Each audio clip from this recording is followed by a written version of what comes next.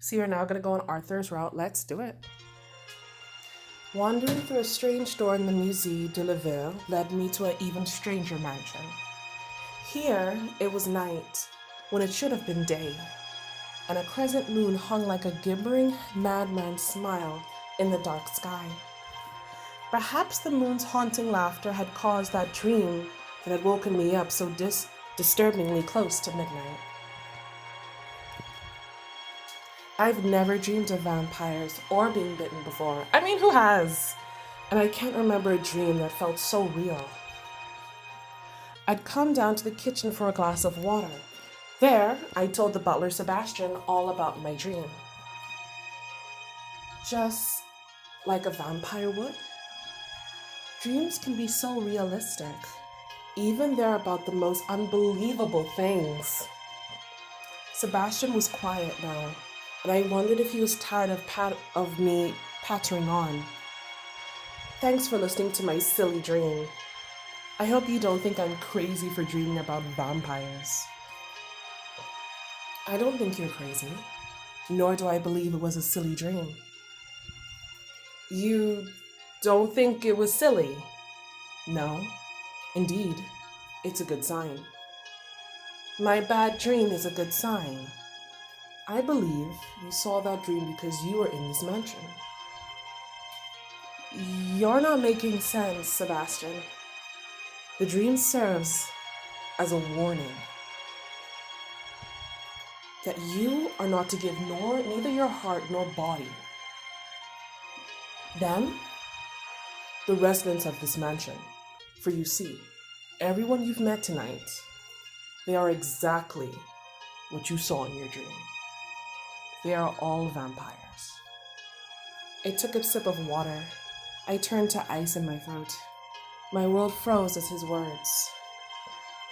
I know I'm not still asleep, but... Vampires, Sebastian? Yes, vampires. That is what all the esteemed residents of this mansion are. He's like, if all these vampires are actually in this mansion, why is this such a surprise to you? And even if it is a surprise to you, you gotta accept it, girl. That's basically what I'm getting from him. He's pretty awful at telling jokes, isn't he? With that ultra serious face, he'd make a much better straight man, I'm sure. Still, awkward as they are, I have to appreciate his attempts to get me to laugh. Oh, Sebastian, stop that. Although I suppose I'd pass out with fright, that would be the only way for me to get some rest tonight. Do you believe I'm joking?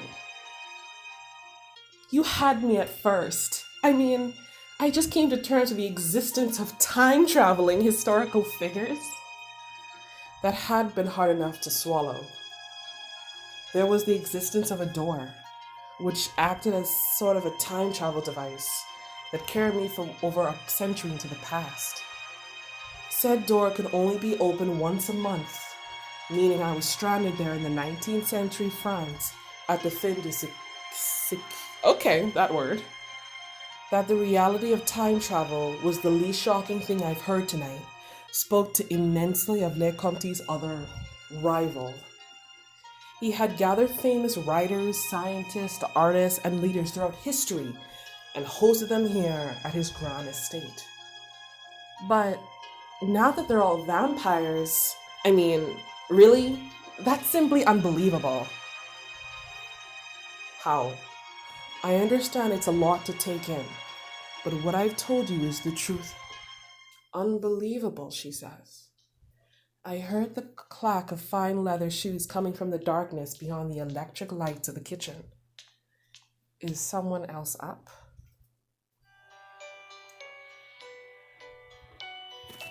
Let's continue.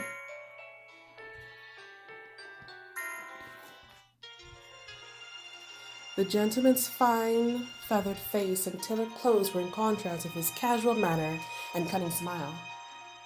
Oh yes, how could I forget this one?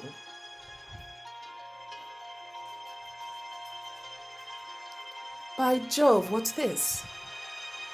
I don't know who let this sweet little bird into the mansion, but from what I can deduce, you're helping her escape. Now, why would you go and do that? I do believe I'm next. I'm Arthur Conan Doyle, mystery writer. And don't call me sir, just Arthur, as long as I get to call you Hal. Arthur, yes? You remembered my name. How delightful. Speaking of delights, it appears to me you must be happy to see me as well.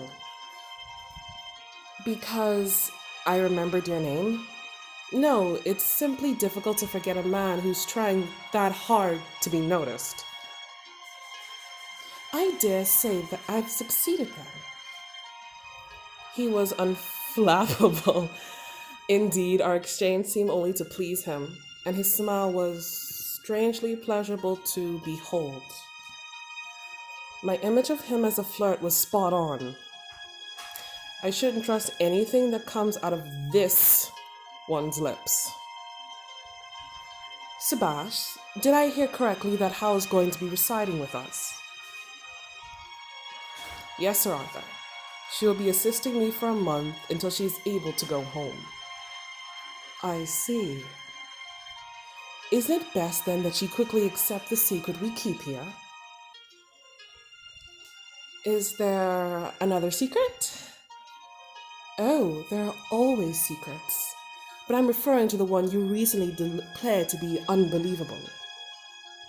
Arthur wants in on Sebastian's joke, does he? Good luck.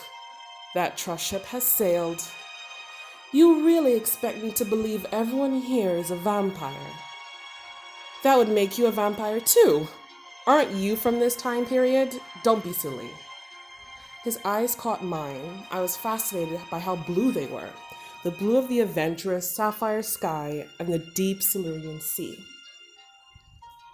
Nothing silly about it, I assure you. How? I'm a vampire just like the rest. It's not a question of fact or fiction, but what's in front of your eyes. Let's continue.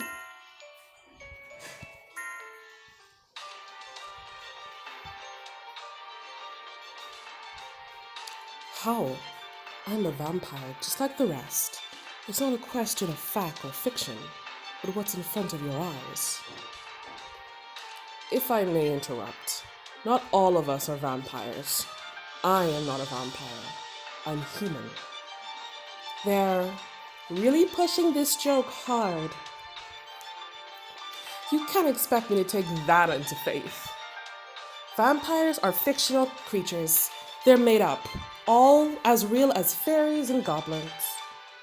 Every culture had them, creatures more metaphor than street stories told to children and adults to inspire fear of awe. In Japan, we have Kappa to warn you away from the rivers and Tengu to explain the mysteries of forests and mountains. Fairies, made up. Balderdash. Fairies, made up. Balderdash. But I would have agreed with you about vampires. While I was still human, that is. Then, you're saying you were human once, and somehow you became a vampire. As Ikemen no doubt told you, we're men out of time. A bit tricky in my case, and I've lived through this period once already. But Napoleon, Mozart, Jean, and the others, they all became vampires after finishing their lives sometime in the past. Not their full lives, surely. Everyone here appears to be in the prime of their life, give or take the fact that some of them should be centuries old. If they did, they'll all be dead. A cherished grin spread over Arthur's lips.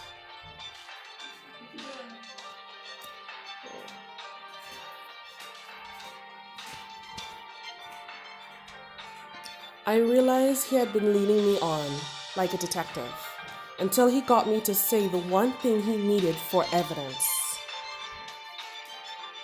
That's exactly right, Hal. You've come upon it. We're all dead, you see. A choked noise of disbelief escaped me. He's mocking me. Why, there's no need to be surprised. Humans don't live forever. Even I passed away a rip old age some decades from now. At our deathbeds, Le Comte came to us with a condition. If we but wished it, he would give us life again. Rather, life anew. What was his condition? I will give you a taste of eternity, but in exchange, you will lose your humanity and be reborn as a vampire. Those of us who accepted, here we are. Hold it. I'm still in doubt about the whole vampire thing. And now I'm hearing what? Le Comte just found them when they were dying. He makes people into vampires, even for time travel. Yet the two of them weren't joking. Darn, with me, no one was laughing. But I would have clung to any explanation if it meant retaining even a single strand of my quickly unraveling sanity. You have some doubts, I see. I suppose it's fair time I provide proof, yes? Sir Arthur, may I ask what you... Have a look at this, Hal. Arthur stepped towards me, loosened his ascot, and shrugged off his jacket and vest. Is that what I think it is? We can't end this train now.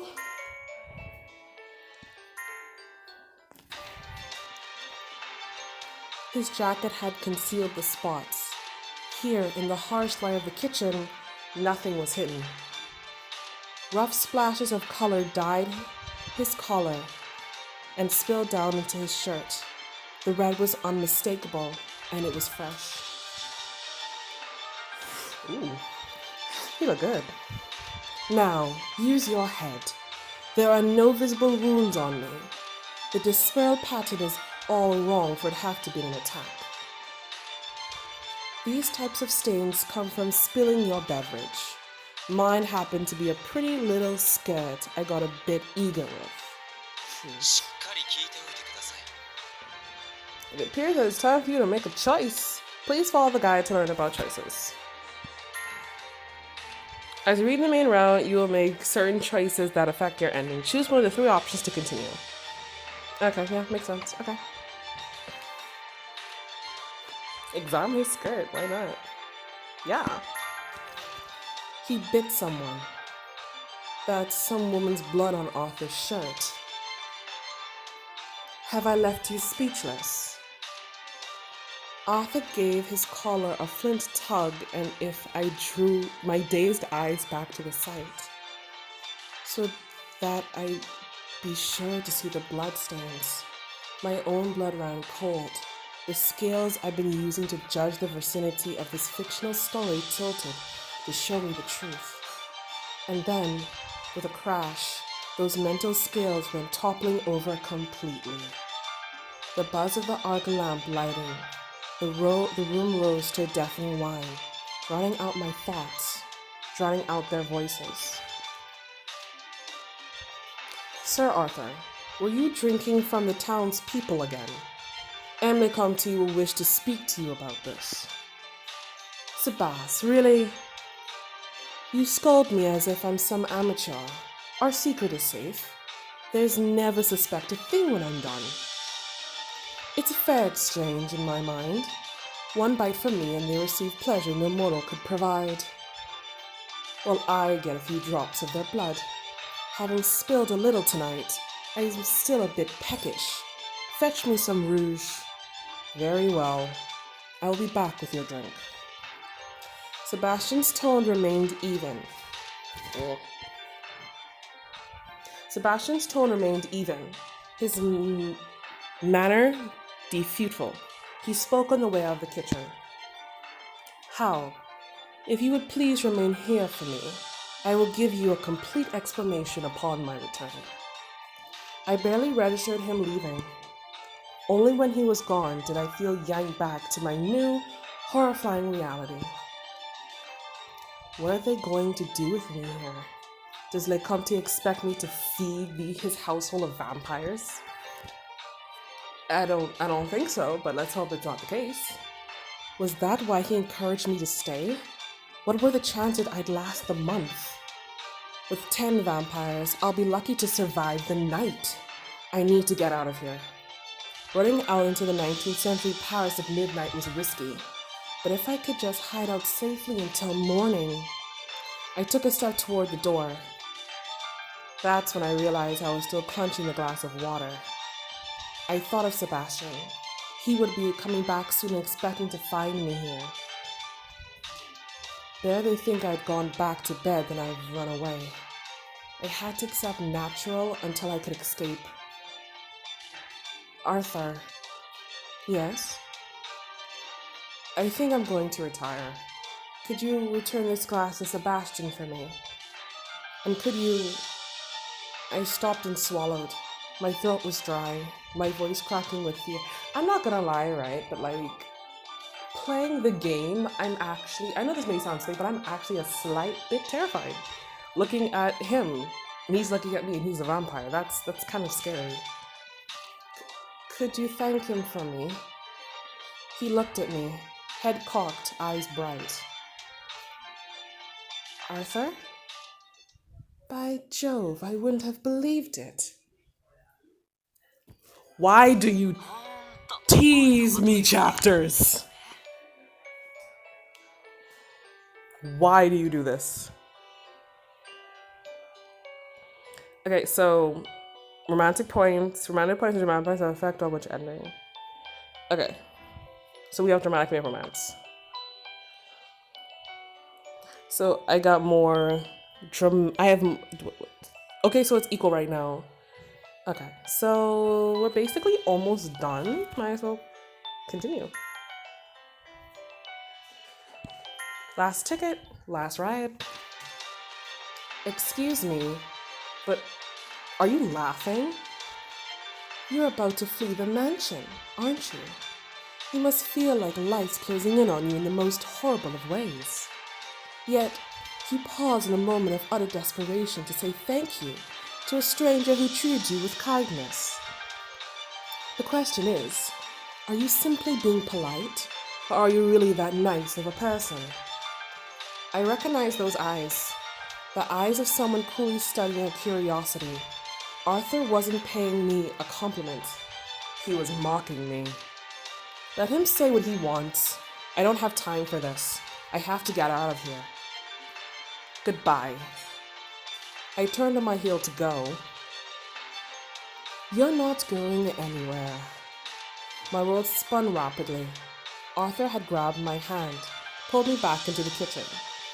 Close to him, or yes. I felt the press of the table on my back, the press of a warm body flush against my chest. I was pinned between them.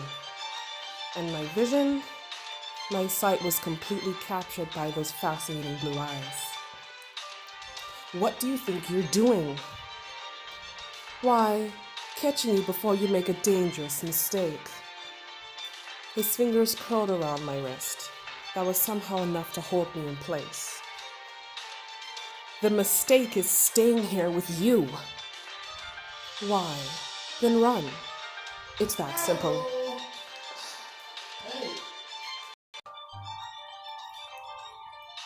Simple. Easy enough for you to say. Ugh, what is this? I can't seem to break his grip. I twisted and pulled to no avail. Was Arthur enjoying watching me struggle? Ah, but you should know. A vampire wields strength incomparable to a human. Meaning, you can't run. Can you? You're a rabbit caught in the claws of a wolf.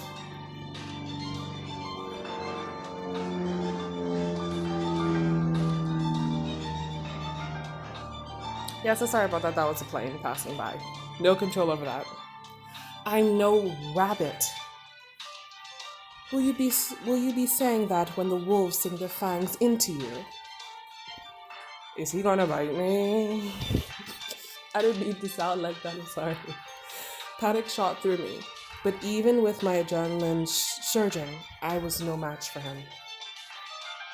What does a poor rabbit do when life has it cornered? When it appears you have no chance of escape? Arthur looked at me, and for a moment, I saw an honest question in his eyes. The answer is, never get caught. A bit too late for you, I'm afraid. You see, before you even learned the rules.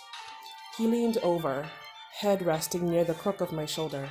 I heard the rise and fall of his breath as he whispered, "You've lost the game." He laughed softly, and then what gonna happen? Yes, oh Jesus, yes! I cried out in surprise, my voice half broken, the echoes of something, my dreams, perhaps, awakening inside me. Arthur raised his tongue slowly over my collarbone, and at his touch, I remembered the distinct pang of ecstasy. So it was him! Be a good girl now, don't fight it. He looked up at me through dark bangs and lapped my flesh. Okay. He looked up at me through dark bangs and lapped my flesh. His eyes were lusty with hunger and shone with a desire to play. I'm not the type to bite right away. I find denial sweetens the experience. Only when we've both tasted desire, with all pretense of innocence is stripped away. When I see that, jeez. Okay, alright. When I see that naughty little look crosses your face, that's when I prefer to drink. What's going on? I should still be fighting him, and yet I can't bring myself to move. Arthur had spoken earlier of pleasure, nor mortal could provide. I made a sound that even I didn't mistake for a protest. You sing oh so sweetly, and that utterly charming look on your face. Let that nasty girl inside come out to play. The more you let go, the better I'll make you feel. Y'all don't know, but like, my face right now, it's so, I'm blushing so much. Don't worry, sometime in the future I will do a face cam. I will. Lift your chin for me. There you are. Show me that sweet little neck of yours. You can do it. Can't you, Hal?